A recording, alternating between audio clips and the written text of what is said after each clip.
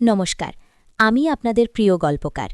আজ আপনাদের জন্য নিয়ে এসেছি এক নাম প্রকাশে অনিচ্ছুক এক অনুরাগী কর্তৃক পাঠানো এক অসাধারণ, গভীর এবং রোমাঞ্চকর গল্প। গল্পটি এতটাই আবেগী যে শুনলে আপনার গায়ের লোম খাড়া হয়ে যাবে, তাই শুরু থেকেই মন দিয়ে শুনুন। আর হ্যাঁ, যারা এই গল্পে নতুন তারা অবশ্যই চ্যানেলটি সাবস্ক্রাইব করে পাশে থাকবেন, কারণ গল্পের কোনো এক ফাঁকে আমি আমার ব্যক্তিগত ইমো নাম্বারটি দেব, তাই নাম্বারটি পেতে হলে পুরো গল্পটি মনোযোগ দিয়ে শুনতে হবে। গল্পের শুরুটা হয়েছিল এক শান্ত, সাধারণ বাঙালি পরিবারে। রীতিনীতি, আভিজাত্য এসবই যেন সেই পরিবারের অলিখিত নিয়ম। কিন্তু সেই নিয়মের বেড়াজাল ছিঁড়ে বেরিয়ে আসা এক অসম প্রেম, এক নিষিদ্ধ আকর্ষণ যা জন্ম নিয়েছিল বাবুর্চির ছেলের প্রতি। নামটা তার রবি। আমি নীলাঞ্জনা সেই পরিবারেরই এক সদস্য। আমার স্বামী অরিন্দম তার পরিবারের সকল ঐতিহ্যের ধারক ও বাহক। আমাদের বিয়েটা পারিবারিকভাবেই ঠিক হয়েছিল, সবকিছুই ছিল গোছানো, প্ল্যান্ড। কিন্তু কিছু অপ্রত্যাশিত ঘটনা, কিছু অলিখিত টানাপোড়েন যা জীবনের অংশ হয়ে যায়, সেগুলোই গল্পকে নতুন মোড় দেয়। সেবার বাড়িতে বড় কোনো অনুষ্ঠান ছিল, আত্মীয় স্বজন, বন্ধুবান্ধব সবার সমাগম। বাড়ির বিশাল রান্নার দায়িত্বে ছিলেন আমাদের পুরনো বাবুর্চি রামবাবু, আর তার সহকারী হিসেবে কাজ করত তার ছেলে রবি।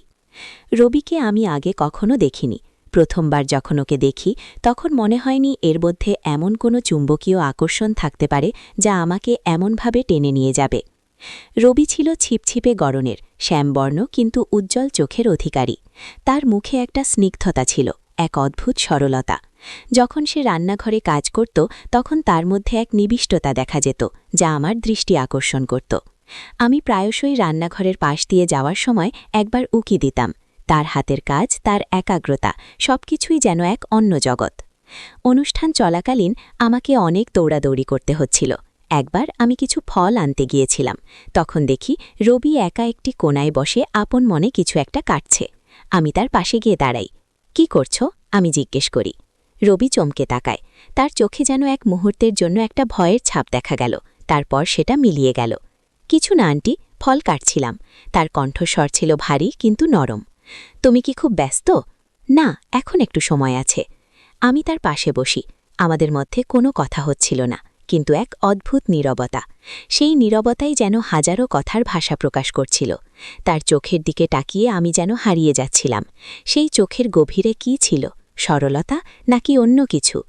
আমার মনে হচ্ছিল যেন জন্ম জন্মান্তরের চেনা, অথচ এই প্রথম দেখা। আমার বুকের ভেতরটা কেমন ধুকধুক করছিল। এই অনুভূতিটা নতুন, অজানা। এই অনুভূতিটা কি ঠিক?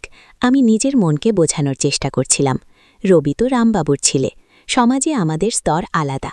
আমরা কে কোথায় সে এক বিশাল ব্যবধান, কিন্তু মন তো এসব বোঝে না, মন তো শুধু টানে। পরের কয়েকদিন রবি এবং তার বাবা প্রায়ই আসত। প্রত্যেকবার আমি ওকে দেখতাম, ওর সাথে দু চারটে কথা বলতাম। যখনই ওর সাথে কথা হতো আমার মনে হতো এই মানুষটার সাথে আমি আরও অনেক কথা বলতে চাই। ওর জীবনটা কেমন, ওর স্বপ্ন কি, এসব জানতে ইচ্ছে করত, কিন্তু আমি নিজেকে আটকাতাম।